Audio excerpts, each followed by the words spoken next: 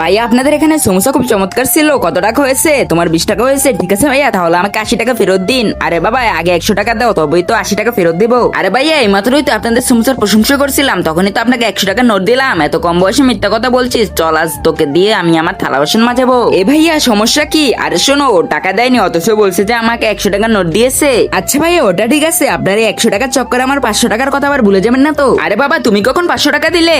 আরে ভাইয়া আপনি ওর 100 টাকার কথা ভুলে গেলেন, আমার 500 টাকার কথাও ভুলে গেলেন। আপনার আসলে হয়েছেটা কি?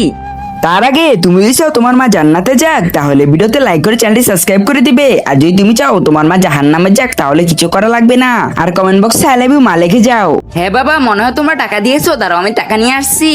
এনো তোমার 480 টাকা, আর তুই 100 টাকা দিসনি, তুই বরং থালা বাসন মেজে যা। এ ভাইয়া থামুন, ওর কত টাকা হয়েছে? 20 টাকা। এই নিন ওর 20 টাকা। ভাই ওর থেকে কত টাকা নিতে হবে? 80 টাকা। এই নে ভাই 100 টাকা, তুই রেখে দে। বাহ, আর যদি সবাই তোমার মতো শতান নেক হতো। যাও এখন তোমরা।